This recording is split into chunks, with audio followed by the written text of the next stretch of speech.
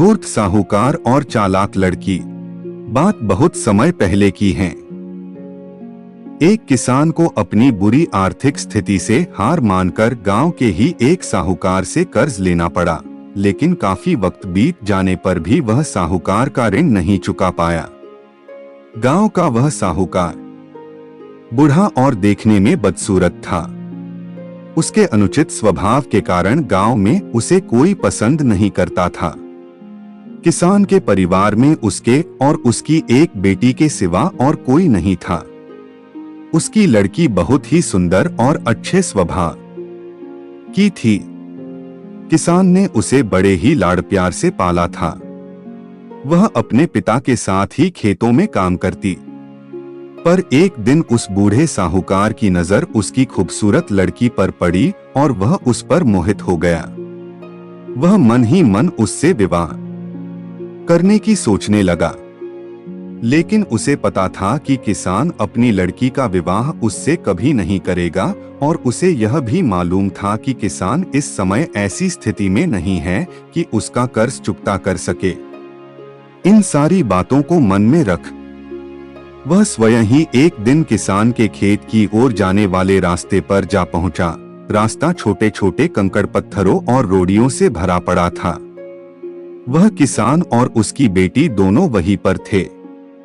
उसने किसान से कर्ज के विषय में बात करते हुए उसके सामने एक शर्त रखी। शर्त यह थी कि अगर उसने अपनी लड़की का विवाह उससे कर दिया तो वह उसके सारे ऋण माफ कर देगा, वो भी ब्याज सहित। साहूकार की इस अजीबोगरीब शर्त से किसान और उसकी बेटी भयभीत हो गए। उस धूर्त साहूकार ने आगे सुझाव देते हुए दोनों से कहा कि चिंता करने की कोई बात नहीं। इस शर्त का फैसला न मैं करूंगा न आप। इसे आप अपने भाग्य पर छोड़ दे। इतना कहते हुए उसने अपनी जेब से एक पैसे की खाली पोटली निकाली और उसे दिखाते हुए कहा कि मैं इसमें एक काले रंग का और एक सफेद रंग का कंकड़ रखूंगा। उसके बाद तुम्हारी लड़की को बिना देखे इस पोटली से एक कंकड़ निकालना होगा और यहाँ शर्त यह रहेगी कि अगर उसने काले रंग के कंकड़ को निकाला तब उसे मुझसे विवाह करना होगा और तुम्हारे कर्ज भी माफ कर दिए जाएंगे। अगर तुम्हारी लड़की ने सफेद रंग के कंकड़ को निकाला तो इसे मुझसे विवाह नहीं करना होगा और फिर भी कर्ज माफ कर दिए जाएंगे। लेकिन अगर इसने कंकड़ निकालने से मना कर दिया तो फिर तुम्हें जेल के सलाखों के पीछे जाना होगा। जैसे ही किसान और उसकी लड़की उसकी इस शर्त पर आपस में बात करने लगे, तभी साहूकार अचानक कंकड़ों को उठाने के लिए नीचे झुका। उसने जैसे ही दो कंकड़ों को उठाया, उसी समय किसान की लड़की की नजर उस पर पड़ गई। उसने देखा कि साहूकार ने दो काले कंकड़ ही पोटली में रख दिए, जबकि नियम के अनुसार होना यह चाहिए था कि वह एक काले रंग का और दूसरा सफेद रंग का कंकड़ खाली पोटली में रखता।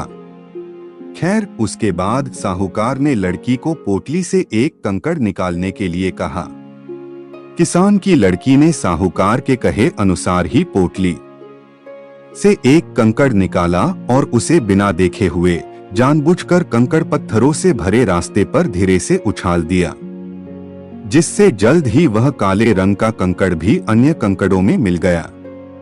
उसके बाद उस लड़की ने झूठा खेद व्यक्त करते हुए कहा, ओ मैं कितनी लापरवाह हूँ।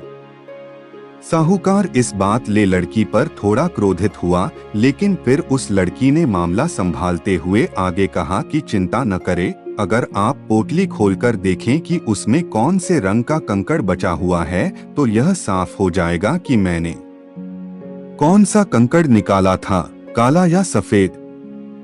हालांकि यह तो निश्चित था कि बचा हुआ कंकड़ काले रंग का ही होगा, क्योंकि जैसा कि आप जानते ही हैं, साहूकार ने पोटली में दोनों ही कंकड़ काले ही रखे थे। तो इस प्रकार यह सिद्ध हो गया कि लड़की ने सफेद कंकड़ निकाला है।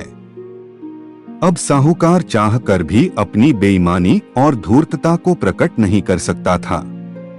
इस तरह उस लड़की ने बड़ी चालाकी से अपने विरुद्ध खड़ी परिस्थिति को अपने पक्ष में कर लिया। दोस्तों, इस कहानी से हम आपको यह बताना चाहते थे कि समस्या चाहे कितनी भी जटिल क्यों न हो, हम उसके बारे में सोचने और उसे सुलझाने के तरीकों को बदलकर उसका समाधान आसानी से निकाल सकते हैं। दोस्तों, अगर वीडियो अच्छा लगा तो लाइक और कमेंट कर दे। यदि चैनल पर नए हैं तो चैनल को सब्सक्राइब कर दे। धन्यवाद।